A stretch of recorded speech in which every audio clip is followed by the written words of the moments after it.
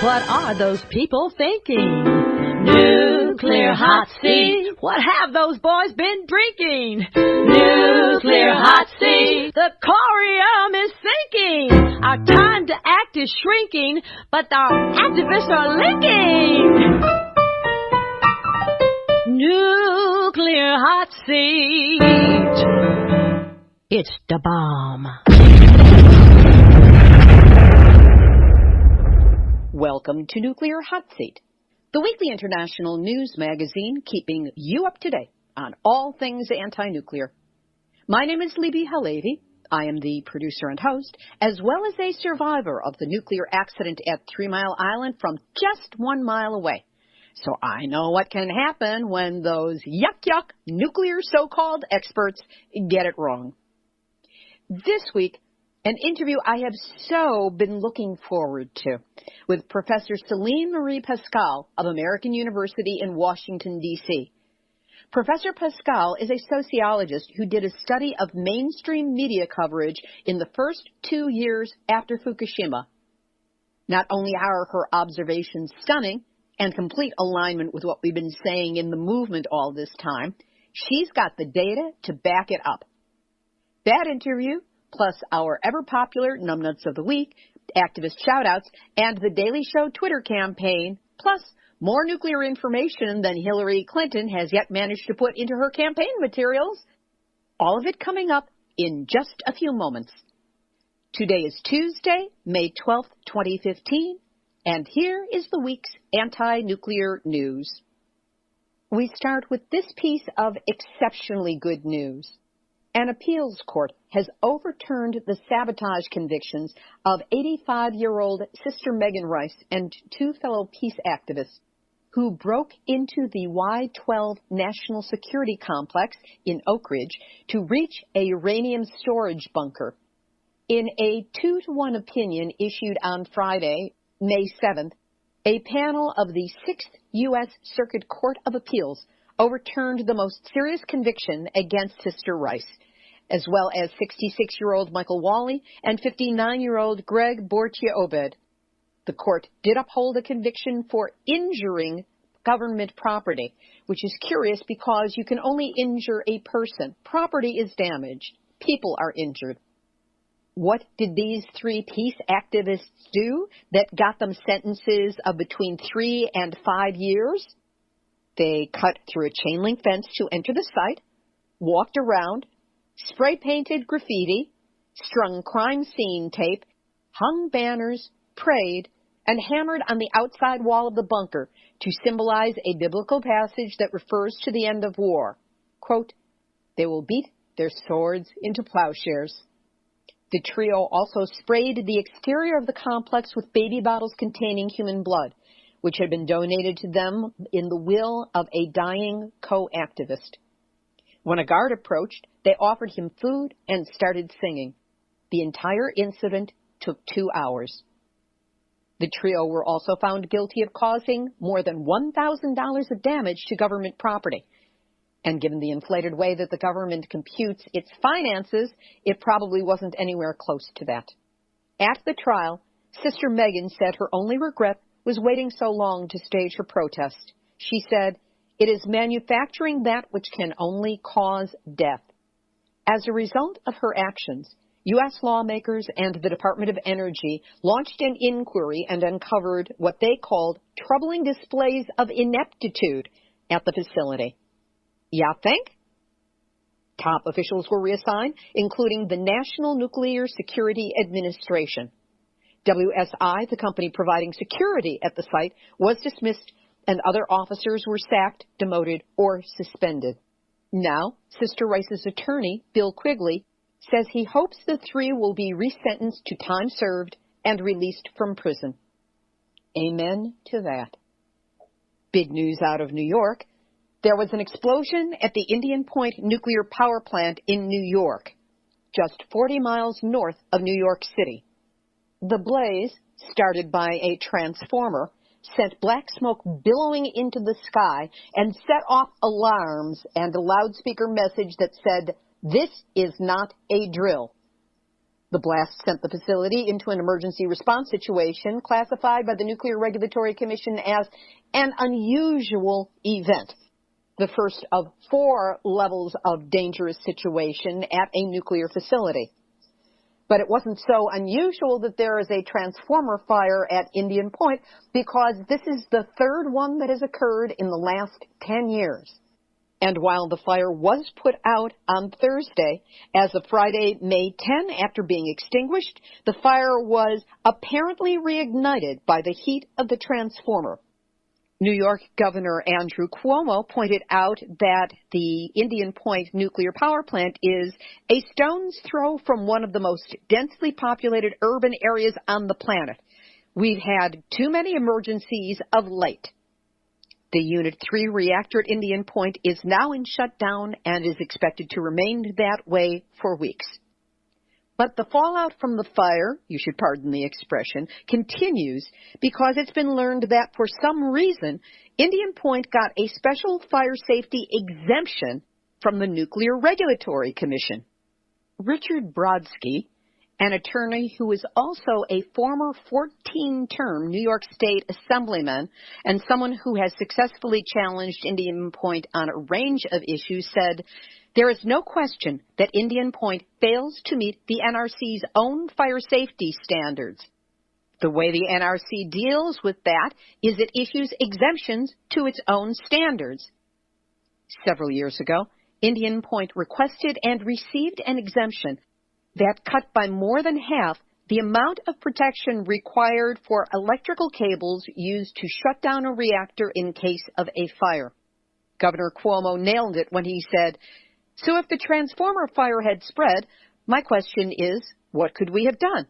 They had trouble putting out the fire. A fire spreading at a nuclear plant, you have a very real problem."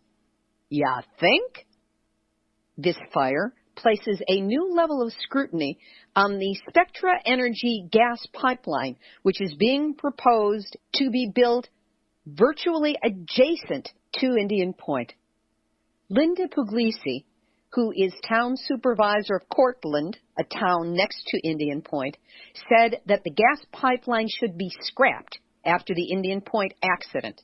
She said, "If this explosion and fire had been in close proximity to this new expanded gas line, it could have been a disaster."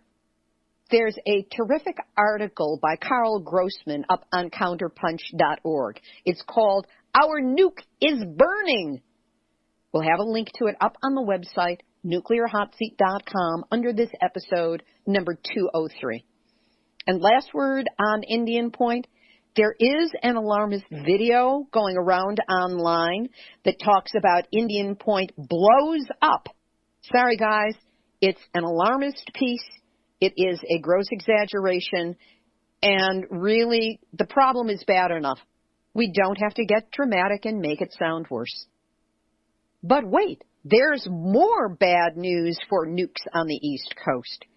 The Oyster Creek nuclear power plant in New Jersey remains shut down for the 5th day as of Monday, May 11th, as staff work to solve the electric problem that sent it offline. The shutdown took place last Thursday night, the same day as the Indian Point transformer fire, and the NRC said on Friday that the trouble originated from a main electric transformer outside the reactor building, the same as at Indian Point. Oyster Creek is the oldest nuclear power plant in the country, having opened in 1969. Owner Exelon announced in 2010 that it would close the plant in 2019, which would be its 50th year in operation. Nah, put it out of its misery, shoot it now, shut it down forever now. In Ohio, a steam leak at Davis-Besse shut that nuke down on Saturday night.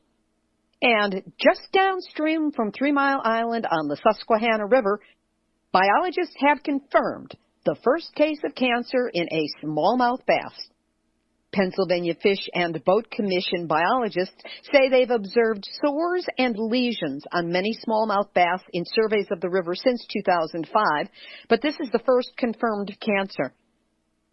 Meanwhile, The U.S. Nuclear Regulatory Commission is going to revise how it assesses foreign ownership of U.S. nuclear facilities, making it more possible for countries other than the United States to own and or control nukes on our soil.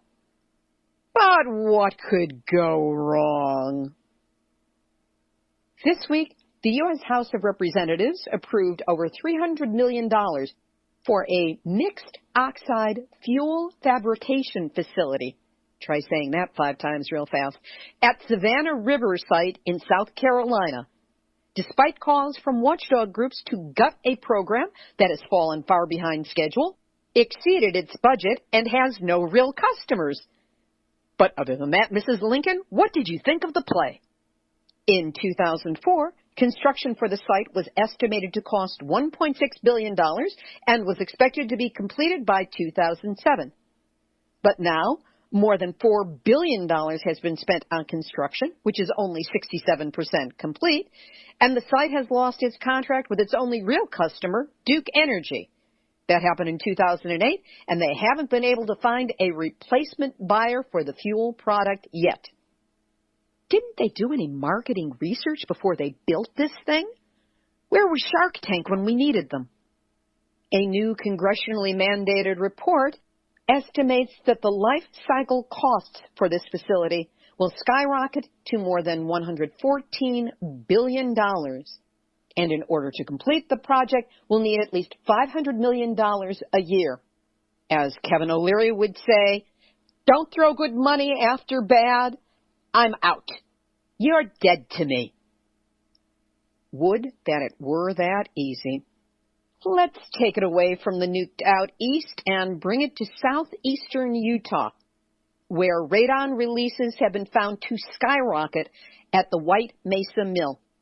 New data reveals that emissions of radon, a radioactive, invisible, odorless, cancer-causing gas, from the White Mesa uranium mill exceeds Clean Air Act standards by over 50 times the legal limit. According to Sarah Fields, Program Director of Uranium Watch, for decades, the EPA claimed that the radon emissions at uranium mills were zero, so did not need to be determined or controlled. We now know that radon emissions are significant and must be monitored and controlled under CAA hazardous air pollution standards. Manuel Hart, tribal chairman from the Ute Mountain Ute tribe, said, "Given the mill's vicinity to our White Mesa community, we are very concerned about the difference between the high levels of radon-222 emissions calculated by our environmental department and the low levels assumed by regulators." Indeed, despite being informed of the data in early February, neither EPA nor the Utah Department of Environmental Quality have formally responded to the Grand Canyon Trust and Uranium Watch's concerns, nor have the regulators taken any enforcement actions to protect public health from the radon emissions released from the White Mesa Mill liquid wastes. Anne Mariah Tapp, Energy Program Director for the Grand Canyon Trust and a former Nuclear Hot Seat interviewee on number 200, said, "We consider this a potential public health emergency and are alarmed and disappointed by EPA's refusal to, at minimum, disprove our respective calculations." She went on, "Instead of taking immediate action, EPA continues to stall while public health hangs in question." And kudos and a Xena Warrior Princess Award to Las Vegas Mayor Carolyn Goodman, who says that she would lie down on U.S. Highway 95 to stop the transport of uranium waste through her city. "I find it absolutely incredulous," the two-term mayor said while mangling the English language in a good cause. "This is just not tolerable." The uranium waste is expected to pass through Las Vegas on its way to a landfill at the Nevada National Security Site, 65 miles northwest of Las Vegas. Federal officials are not expected to make the shipping schedule public, apparently derailing the mayor's threat to head off the transports. Yeah, but it's a great gesture. Last month, when Arnie Gunderson, chief engineer at Fairwinds Energy Education and one of our brightest lights, spoke at the World Uranium Symposium. He talked about significant amounts of Fukushima radiation having been detected on the west coast of North America. He said, last week, Woods Hole announced a study that showed about 7 becquerels per cubic meter of radiation had reached the west coast of North America. They called it trace amounts. I don't call 7 becquerels per cubic meter a trace amount. That's significant and measurable, and it's just the beginning of the onslaught. Arnie went on to explain, there was a study in 2012 that predicted how much radiation was going to get to the west coast of British Columbia. It was 29 times lower than what Woods Hole actually measured. So scientists have no clue about how to measure what's transporting through the ocean. Studies 2 years ago are already wrong by essentially a factor of 30. The scientists' real goal, Arnie said, was to downplay the significance of the damage to the Pacific Ocean. And speaking of the oceans, as the U.S. government continues to play head in the sand about the ongoing devastation to marine life in the Pacific, U.S. universities have begun testing animals for Fukushima radiation. Colorado State University is testing trace radiation samples in seal populations in the northern Pacific Ocean. And subsistence-harvested ice seals and walruses are being tested by the University of Alaska Fairbanks Marine Advisory Program. Thus far, they have found disease conditions for the first time in the reproductive systems, endocrine, musculoskeletal, intergumentary, that means connective tissue, respiratory, and digestive systems in ice seals and walruses. But that's not the end of our nuclear woes for our waters, because... Nuclear hot seat, nuclear hot seat, nuclear hot seat, nuts of the week. Well, it gets no nutsier than this. A panel of experts, and you know what I think about experts in the nuclear world, these experts concluded that it is perfectly safe to bury hazardous nuclear waste material only 1.2 kilometers, meaning 3/4 of a mile, in a site near Lake Huron. Yes, our Great Lakes, the largest basin of fresh water in the world. And now Canada, of all nations, has decided that it's okay to risk radiologic contamination of the drinking water for so many million people I can't even find the number in front of me right now. But a Canadian environmental assessment concludes that burying the hazardous nuclear waste material near the shore of Lake Huron is the best way to deal with the waste. No, the best way to deal with the waste is not to make it in the first place. The 430-page report concludes, the relative position of the proposed project within the spectrum of risks to the Great Lakes is a minor one, and the project is not likely to cause significant, I hate the use of that word that the nuclear industry loves so much, not likely to cause significant adverse environmental effects. I wonder how much it costs to get that conclusion out of this crew. More than 152 communities in Canada and the United States have condemned the plan. Beverly Fernandez with the group Stop the Great Lakes Nuclear Dump expressed deep disappointment with the panel's recommendation that the project be approved. Fernandez said, "This is an intergenerational, nonpartisan issue that affects millions of Canadians and Americans. It is a decision that will affect the Great Lakes for the next 100,000 years.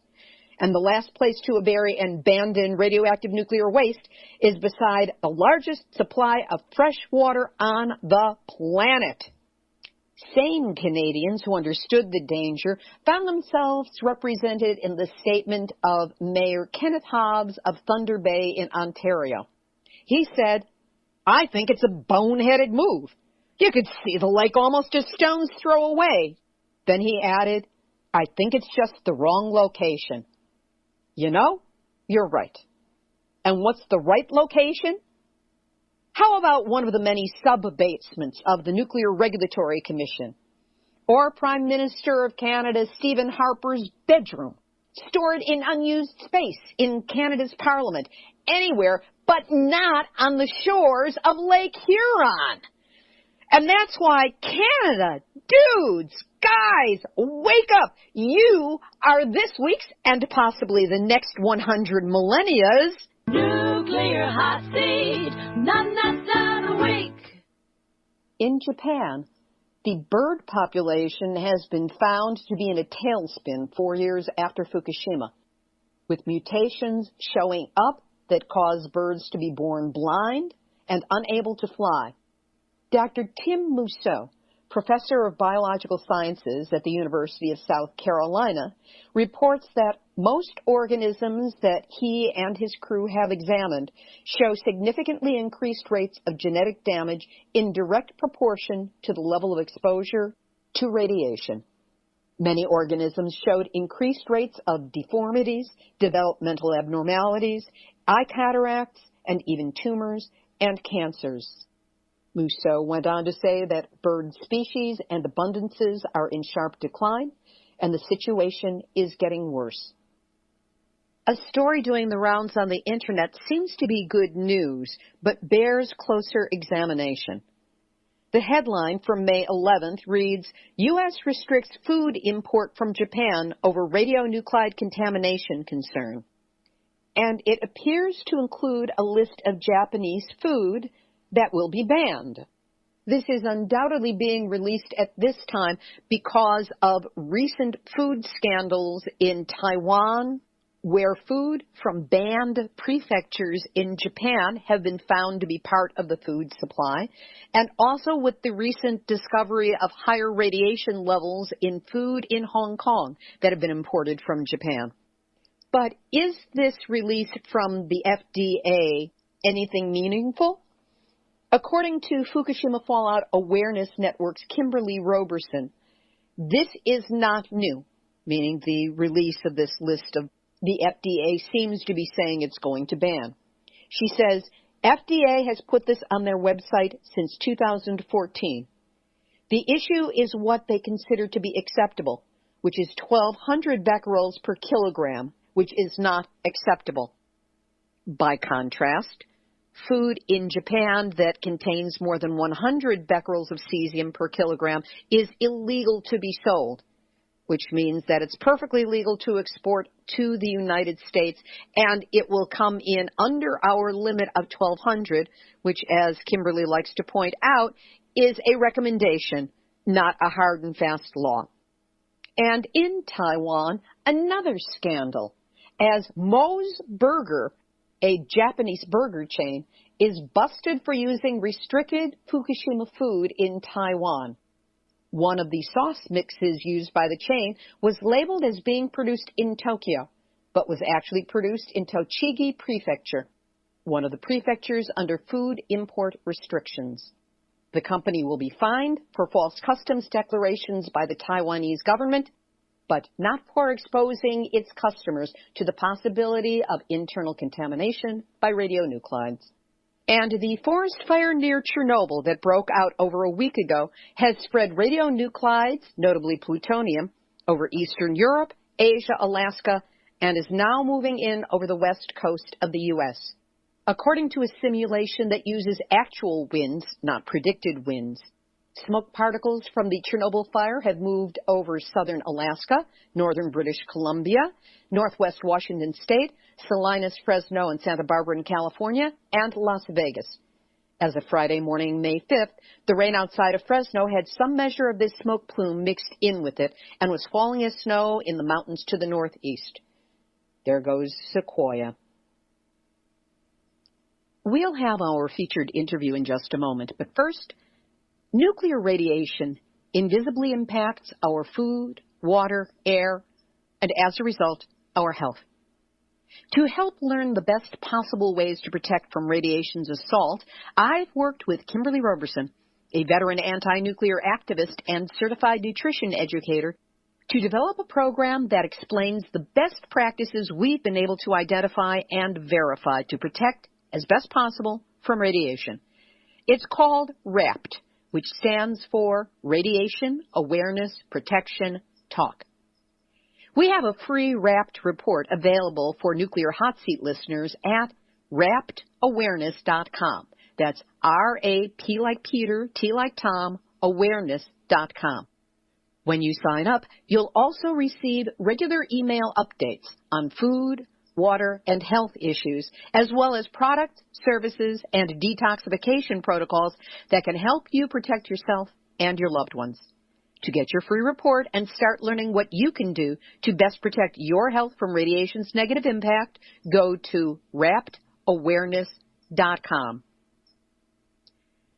Dr. Celine Marie Pascal is an Associate Dean of Undergraduate Studies, College of Arts and Sciences at American University in Washington, D.C., as well as Professor of Sociology and Affiliate Professor for the School of Communications. She studies language research to examine issues of culture, knowledge, and power. I first became aware of her and her work when ENEnews.com ran a story about a paper she presented at the International Sociological Association's World Congress last year. She covered aspects of the media coverage of the Fukushima Daiichi nuclear disaster that those of us in this movement suspected and complained about, but we couldn't prove it. She, however, did more than 2 years of analysis and came up with the data to prove the points, especially the framing of the concept of risk to people after Fukushima. I was very excited to track her down at her office in D.C. and interview her for this show. Celine Marie Pascal, welcome to Nuclear Hot Seat. Thank you so much for having me. Let's start out with giving the listeners a sense of your background. I'm a sociologist at American University, and I'm interested in issues of language and knowledge. I study language use to understand the kinds of assumptions that people make in their daily lives that often reproduce systems of inequality. What first got you interested in studying media coverage that took place in the wake of the start of the Fukushima nuclear disaster? I began noticing in my own casual reading that the media didn't cover the nuclear disaster in ways that I might have expected. And a little bit like what happened after Hurricane Katrina, that there was a way of reporting the natural disaster that really minimized what was going on and the social decisions that created the disaster itself around the levees. And so I wondered if something like that was happening with Fukushima. It seems like we weren't getting quite the whole story. From my perspective and that of people in the movement, we couldn't agree with you more. When did you start turning this into research, and how did you proceed? 2 years after the disaster, I began collecting newspaper articles, media coverage from the Huffington Post, Politico, the New York Times, and the Washington Post. I collected everything that they had printed about Fukushima in the 2 years between the start of my data collection, which was the second year anniversary, and the beginning of the disaster. What specifically were you looking for or looking at? As a sociologist, what I do is a systematic study to identify patterns.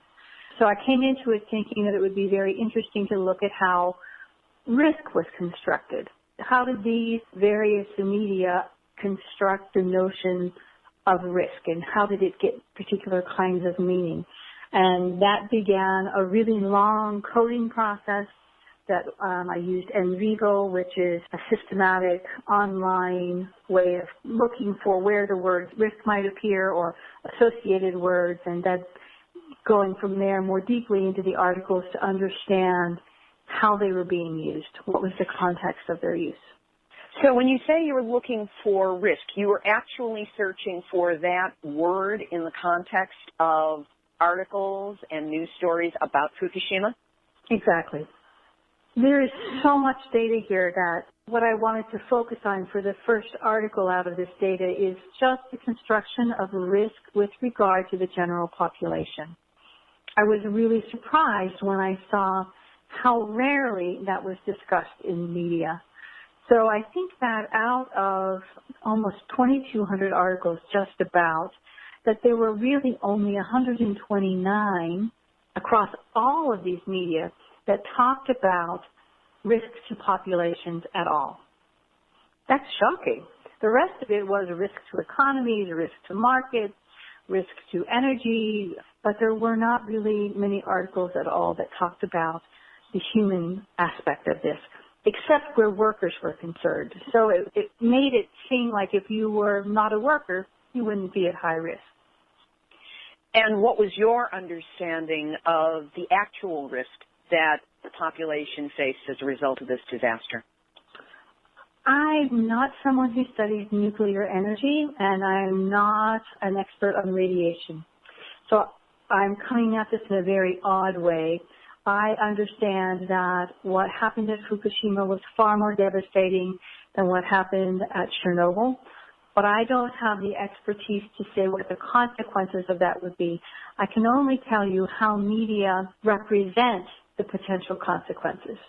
So, for example, most of the articles of that 129, 65 of them said, the risk here is really low. You are actually, and the New York Times ran an article saying, you're more at risk from radiation from rocks and cosmic rays from the environment than you are from anything happening at Fukushima. Well, that's pretty shocking. That's the kind of reporting that was going on. The articles that said, well, there's some low risk here, but, we can't really say that much about it. They compared the risk of cancer to walking through the X-ray machines at airports, right? That those were more dangerous than what was happening at Fukushima. One of the quotes that came from the article is that research shows that corporations and government agencies had disproportionate access to framing the event in the media. Absolutely.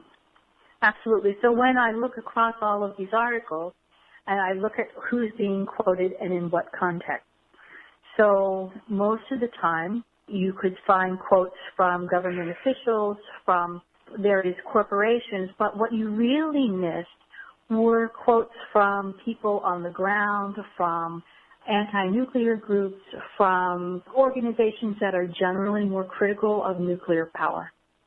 What do you think was behind this being the chosen narrative? Did it feel to you like it may have been a top-down decision, an edict from management or even higher government saying, play this down? Do you think it was ignorance on the part of the reporters to find contrasting views? Where do you think the failure to communicate more the seriousness of the risk came from? I couldn't say that there is a single point at work here. It certainly isn't a top-down. In the U.S., we have a free media. You can report on whatever you want to report on. And yet, if you look at the dominant media outlets, they report the same stories in pretty much the same way every single day. You would think for that level of consistency that there was coercion somewhere. It doesn't work. That process in the U.S. doesn't work the same way that it might work in another country where there is literally a top-down coercive force. But rather, I think that it's a confluence of a lot of people who are involved in, who have access to the media, how we think about it. So of these 129 articles, only 3 of them were critical about this discourse of minimal risk. 3. So we have an original group of over 2,100 articles, 2,200 almost, and out of those, 3 are critical of how it's being reported. That's pretty shocking. That happens without someone coming through and saying, this is what you have to do, right? There's a whole different process at work when corporate media, and here we have Huffington and political included in this. I was thinking that there might be something much more edgy, more confrontational there. No, that wasn't the case. We do know from certain private channels that certainly there was pressure put on the United States, and the U.S. agreed to downplay the story. That came from a trade agreement that Hillary Clinton, as Secretary of State, signed approximately 1 month after the disaster began. I've also heard from private contact that there was pressure put certainly on National Public Radio, and I can't say the specifics on it, but certainly the will of the government was made known that it needed to be downplayed and that there were certain pressures put on that made it difficult for the reports to come out in, shall we say, a less biased and a more focused on risk kind of a way. In one instance, I know of a news reporter for an NPR station who was specifically told not to use the word fallout in connection with Fukushima. The word could only be used in connection with the repercussions of a political mistake that got made, like somebody showing their private parts on a cell phone photo. For those of us who are following the issue very closely and following the day-by-day, almost minute-by-minute progression of Fukushima in those early days, what was remarkable is that for about 3 days, there were a lot of reports in the U.S. media talking about the plume of radiation from Fukushima coming towards the United States, the West Coast, and that it was going to hit in approximately 8 days. For about 3 days, we heard that story, and then it vanished. It was nowhere. The word plume was not used, and there was no discussion of radiation hitting the West Coast, even though we know from our own readings at the time that it did hit, and it was specifically very intense in the Seattle area, where people were getting hot particles that were coming across from Fukushima. But it did not appear in the media after the third day. So it was suspected that something came down. We just haven't been able to nail with multiple sources so that it can be reported in a larger way what it was that actually happened. I certainly found articles that reported that radiation from Fukushima was found in Vermont, articles that tracked that across the country. So I have a different experience. I'm not seeing that there's a blackout of news, but rather it's minimized. It's like no consequence. In a capitalist society where you don't have a police force, we're not controlled by military force, we're controlled by a certain kind of knowledge production. It began with the PR industry after World War I. It is through a construction of public knowledge that we have public order of a particular kind. And that's why I'm very interested in issues of knowledge production and power. In the articles that I've looked at, they're talking about, these things happening, but they say it doesn't really matter. And one of the ways they say it doesn't matter is that, there's no real science. There's no hard science out there that will show us that this is going to have a negative effect. Well, science is always open to debate. It's not, science isn't necessarily a field where certainties rule, but the consequences of radiation poisoning are pretty well known. It's not that difficult, even though we don't have necessarily the specifics that map precisely onto Fukushima. I also found that there was languaging that was included in the minimization to subliminally direct people away from paying further attention. They would say that there was no immediate danger, that there was no significant exposure, with the words immediate and significant being key to this. And in truth about immediate, it takes so long for radiation exposure to manifest as some kind of an illness in the body that, in essence, they were literally correct, but they were giving a false impression that there was no danger. Yes, yes. Did you find other languaging that was used consistently to turn people away from the disaster so that they weren't paying serious attention to it? Well, you as a reporter are able to infer a certain kind of intent. which I, as a researcher, can't do. So I'm not saying that they're reporting it this way in order to make people look another way. What I can tell you is that when you report on things in particular ways, it minimizes the interest, but I can't really say what their intent was here. Does that distinction make sense? Yes, it does. We're coming at it from two particular perspectives on it, and that's just fine. The study goes on to point out how political disasters are and the efforts that go into controlling the narrative and the information the public receives. How do you see that continuing with the coverage of Fukushima? I think that the struggle for political power is present in the way that most everything gets reported. So one of the things that the literature on this shows us is that the more that we know about disasters, you would think we would take fewer risks, but instead we end up increasing the numbers of risks that we take. We put ourselves at greater danger because the scale of risk-taking is increasing in leaps and bounds. So in the short, what happens is experts seem to have supplied a kind of confidence to take bigger risks. So the discursive production of risk in relationship to the general population relies on a kind of scientific uncertainty, and corporations and governments capitalized on this doubt about the presence of risk. And that results in a lot of ways to avoid responsibility.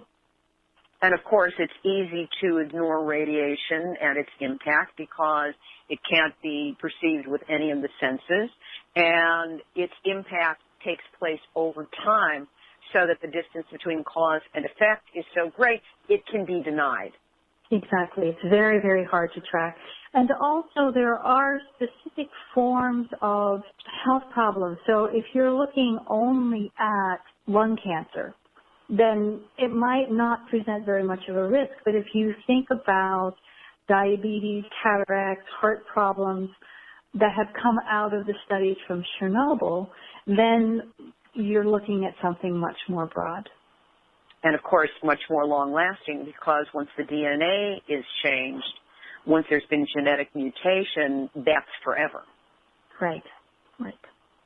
So how has this study been disseminated, and has there been any effort to get it into the hands of decision-makers in the media? I presented a paper on this research in Yokohama, which is about 50 miles south of Fukushima. And the article that you've referenced was written about that conference presentation. I'm in the process now of finalizing an article. I've had requests from a couple of journals to publish it in different places. I haven't decided yet where to place it. And are any of these journals dealing with journalism, with the actual field of news coverage? No, they're not. But I'm an affiliate with our School of Communication and talk frequently with faculty and students there about the production of knowledge in news reports. Just simple, how we pick language changes everything. Simple words make a huge difference. Yes, they do. In your work with the School of Communications, have you used Fukushima as an example yet in any of your presentations? This is a new research project for me. I have worked with them mostly on representations of race in media. So if they, or really anyone, I know our community would be very interested, would want to access the study, how might they go about doing so? Well, first I have to publish it. You mean we're getting the jump on the gun on this one? You are, because the article that you noticed came from a report on a conference presentation, not on a printed document. That's where we got into, we're kind of in the circle yet. But it will come out soon. When you say soon, can you give me an approximate month on this? Yes, within the year. Interesting, because I'm a member of Sigma Delta Chi, the Professional Journalism Society, and every year they have a conference. This is an ingathering of news directors, reporters, cable, broadcast, satellite, for all of the United States and Canada, and usually it works at the same time with the Spanish language stations as well. It's a joint conference that gets held. And there are more than 1,000 media decision makers and on-the-ground reporters who are there every year. I attended 2 years ago. I'm hoping to be able to attend this fall again on behalf of this movement. It would be fascinating if your work could be brought to their attention in advance so that perhaps it would be a topic of conversation. That would be very interesting. What I'm finding in the media here is no different from what I found when I did media studies of reporting on homelessness, that the same sets of principles are at work. In what way? When articles about people who can't afford housing talked about, they very rarely talked about people who can't afford housing. They talked about homeless or the homeless. They used a certain kind of language that became part of a discourse that removed people from the reality of the experience. And very, very rarely did they ever interview people who actually were unable to afford housing. Instead, they interviewed people who had housing about how they felt about people who don't have housing. That's a very peculiar way to report on a topic, and yet that is a standard reporting practice in the U.S. And how did that play out in the coverage of Fukushima? In Fukushima, I haven't finished my data analysis to say with definitiveness, but what I'm seeing is that there is a kind of groupthink in how all of these things are reported. So you had asked about articles that were critical, and there was one in the New York Times, one in the Huffington Post, and one in the Washington Post.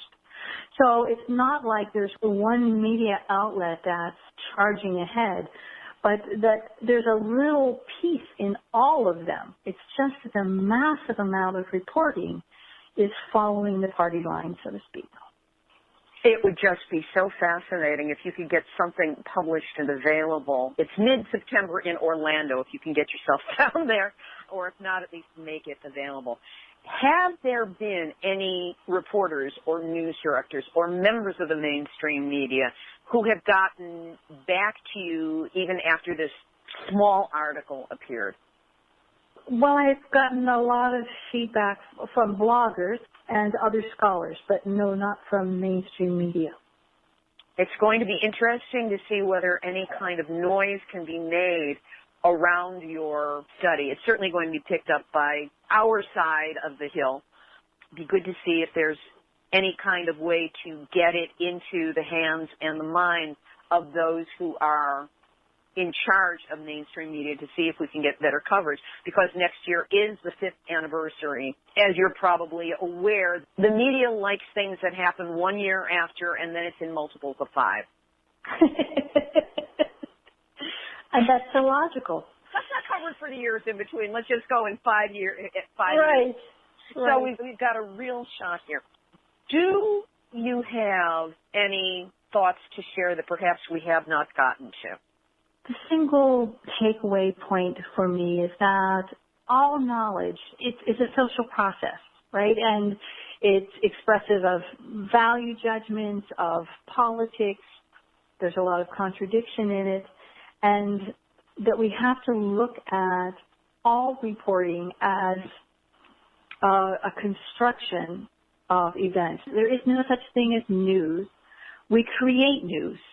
And how we create that news, how we give events particular presence and meaning in our lives, is always a political struggle for power. That's my takeaway. Beautifully done. Celine Marie Pascal, thank you so much for being my guest this week on Nuclear Hot Seat. Thank you so much. That was Dr. Celine Marie Pascal, Professor of Sociology at American University in Washington, D.C. Her paper has not yet been published, but when it is, we will let you know and have a link up on the website, nuclearhotseat.com. Nuclear Hot Seat relies on your donations to keep us going and growing. My deepest gratitude to those of you who donate when, how often, and as much as you can. I really have a soft spot in my heart for those of you who donate small amounts every month, because I can count on it, I can count on you, and yes, it does make a real difference. If you find that Nuclear Hot Seat makes you think, helps you understand the nuclear issues, maybe gives you a laugh once in a while, and lets you not be so alone with your awareness of the nuclear issue, help us keep doing it. Go to nuclearhotseat.com, scroll down on the home page, and click on the big red donate button. Whatever you can do to help. Merci, gracias, toda raba, and thank you. So, John Stewart, you finally do a nuclear story, but which one do you choose? The nuclear deal with Iraq, and you do so by interviewing Energy Secretary Ernest Moniz. I'm about to give up on you, mister. So many other nuclear stories to choose from, such numbnutsery that you could just deal with scathingly with that incredible sense of humor and delivery of yours. And this is the one that you choose, and you do it very seriously. So look, you've only got until August 6th to get it right, John, because that's when you're leaving. At least that's what the latest releases say. So let's give it a go before it's too late. You never want to have regrets, and you only regret what you don't do, not what you actually do. So unless you really do plan on getting control of CNN from Rupert Murdoch and programming it in your image, we'll have another conversation then, but if not, booby, we've got to speak now. Activist shout-outs? I love this one. Washington State Physicians for Social Responsibility is taking a tour of the Hanford site led by the Department of Energy. I don't know who pulled this off, but it is really cool. The tour will take place on June 4th from 7:30 in the morning to 3 in the afternoon. They will be traveling over the day before and will meet for dinner in Richland, that's the town adjacent to it, on the evening of the 3rd to talk a little about Hanford and what to expect on the tour. Ooh, I do hope you have your bullet-pointed questions and talking points prepared so you can really slam into these guys. And don't be afraid to take audio at the same time. I'd love to hear what's being said. The tour is free. They could have used it as a big fundraiser, but they want to make sure that people are there, so it's no cost to you. Space is extremely limited, so you need to RSVP to daniel@wpsr.org.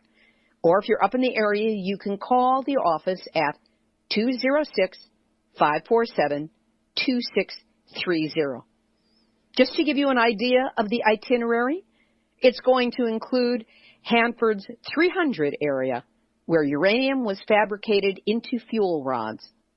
The 9 nuclear reactors in the 100 area, located along the Columbia River, where fuel rods were irradiated to produce plutonium for nuclear weapons. Visitors will also have a guided walking tour of the historic B reactor, the world's first full-scale plutonium production reactor. Oh, do bring your dosimeter batches and your radiation meters with you on this tour. And don't forget to take your liquid zeolite to get it out of your body, and then soak in a tub with powdered zeolite in it to get anything out of your body that might have gotten there. They'll tell you that it's safe, but listeners to this show know that one of the major tanks of plutonium-contaminated waste has already eaten through one of its containment shells, and that the workers on the site regularly get ill. So you'll only be there for a short time, but hey, we need you guys around for a long time. Take care of yourselves out there, you hear? And for those of you listening who could use a little bit of a laugh, I will have up on the site a clip I was sent from the Mork and Mindy show a gazillion years ago. It has the late Robin Williams as Mork getting off a job where he was protecting a leak at a nuclear facility when he learns that, unlike on his home planet, there's no way to mitigate against the radiation. An amazing 2-minute clip. And my thanks to Kevin Lynn of KLL Productions for sending it to me. Here's today's final thought. We've just come through Nuclear Anniversary Alley, a confluence of remembrances for Fukushima, 3 Mile Island, Chernobyl, and now the WIP site accident in Carlsbad. But before you say, phew, or maybe that's just me because each one of these was a special on Nuclear Hot Seat, realize that next year provides us with a major opportunity for mainstream media coverage. It will have been 40 years since Chernobyl and 5 years since Fukushima. The media will be forced to pay attention, if only because both of these numbers are divisible by 5. Now you can bet the other side, the pro-nuke consortium, already has volumes of talking points and nasty little programs figured out to dominate the discourse in the media, just as Professor Céline Marie Pascal explained in today's interview. So let's not let them get away with it. Activists from all over, this is a shout out to all of you. What are your best ideas for actions, demonstrations, campaigns, programs, zaps, concerts, or other events? What's the best use we can get out of social media? How do we build awareness? How can we coordinate our actions around the world to create a united presence that the mainstream media will not be able to avoid or erase by its bad focus in their coverage? The time to think about and start planning our actions is right now. We have to be active, not reactive. We're going to need a logo or logos, slogans, talking points, actions, and I'm sure there's tons of stuff I'm not even imagining right now. So if you, yes you the person hearing this right now, if you have any ideas to propose, send them in to me in an email at info@nuclearhotseat.com. Please, not Facebook. I lose stuff on Facebook. Send it to the email. That sticks around forever. Not unlike the radiation from plutonium. Let's prepare our battle plans, our peaceful battle plans now. That's what the pro-nukers are doing. So let's not let them get away with controlling the conversation and the information flow anymore. Okay? Okay. This has been Nuclear Hot Seat for Tuesday, May 12th, 2015. Material for this week's program has been researched and compiled from ENEnews.com, Fox New York, WPIX, CNN, CBS New York, WABC, Journal News, Cortland.dailyvoice.com, Counterpunch and Carl Grossman's excellent article on Indian Point, PressOfAtlanticCity.com, USNews.com, WashingtonTimes.com, GrandCanyonTrust.org, ReviewJournal.com, Arnie Gunderson and Fairwinds.com, also .org, Colorado State University, CTVNews.ca, WHYY, Smithsonian, Evacuate-Fukushima.com, FukuLeaks.org, OptimalPrediction.com, Washington Physicians for Social Responsibility, the Judas Goats at World Nuclear News, and the ever-lovely folks in the Nuclear Hot Seat Facebook community, which you are all invited to join. Theme music written by me, sung by Marilee Weaver. Nuclear Hot Seat is syndicated by UCY.TV and is also available on airprogressive.com. Our archive is available on iTunes. You can subscribe under podcasts, or just check us out on the website, nuclearhotseat.com. Also, our YouTube channel carries the show as Nuclear Hot Seat Videos. Nuclear Hot Seat is the activist voice on nuclear issues, so if you have a story lead, a hot tip, or a suggestion of someone to interview, send an email to info@nuclearhotseat.com. We are copyright 2015, Libbe, HaLevy, and Hardestry Communications, all rights reserved, but fair use allowed as long as proper attribution is provided. This is Libbe HaLevy of Hardestry Communications, the heart of the art of communicating, reminding you that Physicians for Social Responsibility is running a Nuke Busters film competition, and you can win $5,000 if you get your films in by July. So get them up right now. And we've all had our nuclear wake-up call. Now don't go back to sleep, because we are all in the Nuclear Hot Seat. Nuclear Hot Seat. What are those people thinking? Nuclear hot seat. What have those boys been drinking? Nuclear hot seat. The corium is sinking. Our time to act is shrinking, but our activists are linking. Nuclear hot seat.